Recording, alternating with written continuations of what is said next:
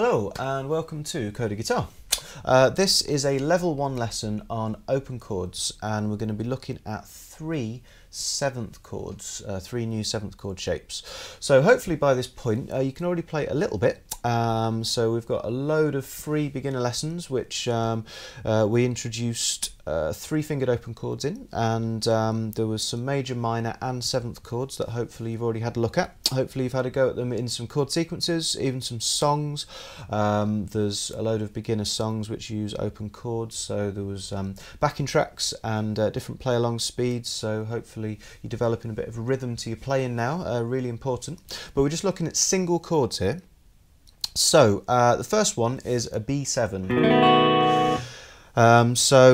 Seventh chords, they sound a bit more bluesy in general, a bit more twangy than straight major chords. So here's, for example, a B, and here's a B7. It's just got a little bit more of a sort of twang to it. This might be the first time you've tried to use your little finger as far as playing chords goes. So it's a little bit of a fiddly one, this, but it's not too bad. If you can actually play a D7 chord, this is quite useful for this shape. So if you remember, D7 is down here like that. So literally all I'm doing is I'm shifting that entire shape up. So instead of being on strings 1, 2 and 3, I'm now on strings 3, 4 and 5. So finger 1 is on fret 1 of the D string. Finger 2 is on fret 2 of the A string, and finger 3 is on fret 2 of the G. And then I've got an open B there, and then my little finger is tucking in on fret 2 of the top string, string 1. Now it's a bit of a stretch, that one. I'm sort of coming round maybe from the side a little bit. You can see I'm using my wrist quite a lot there. It's quite important, quite useful. So make sure you use the tips of your fingers, but not too close to the nail. If you've already looked at the other level 1 lessons on open chords, excuse me for repeating myself, but I'll go through it again in case this is the first one you've had a look at.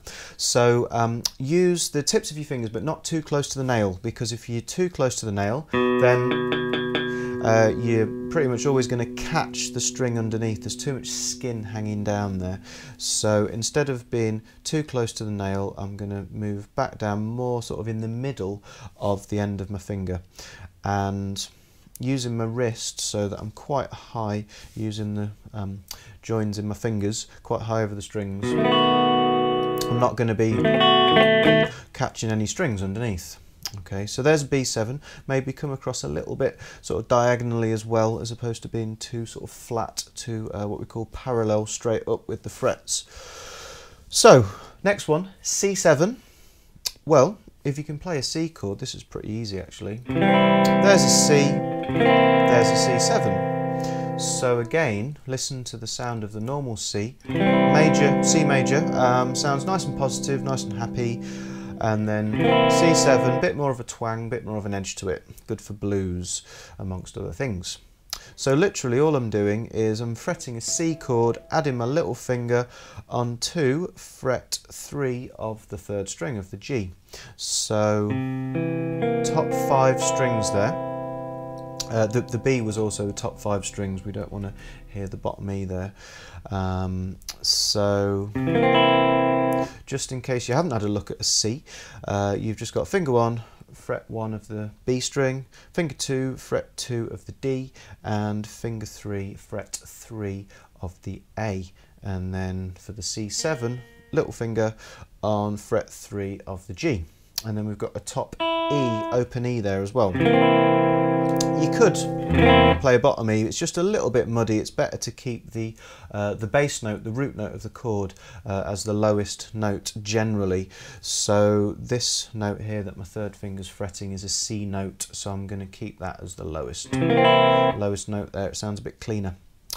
If I get a bit carried away, then, and I don't want to hear, with my strumming that is, and I don't want to hear the bottom string ringing, sometimes I can reposition my third finger so that I'm actually catching string 6 there. I'm not allowing it to ring through, not fretting it, literally just touching the underneath of it with my third finger. So there, I've actually strummed through all 6 strings, but there's the open E ringing, there's no E, you can just hear that it's muted.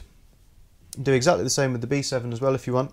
I'm muting, there's a little bit of a funny ring there, but generally it's better than having the E in the bass there. Tidies up the sound a little bit.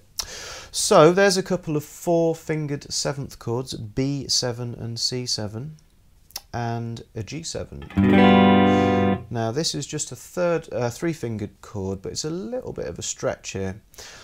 So there's a G. You can either play 3-fingered beginner level or 4-fingered level 1, as hopefully you've seen in the previous lesson on major chords. Here's a G7, again a bit more twangy sounding, a bit more bluesy.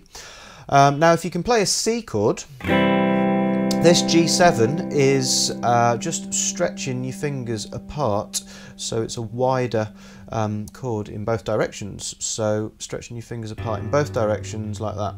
So literally move your first finger down onto fret 1 of the top E, and then fingers 2 and 3 up onto frets 2 on the A and 3 on the E, and then all 6 strings.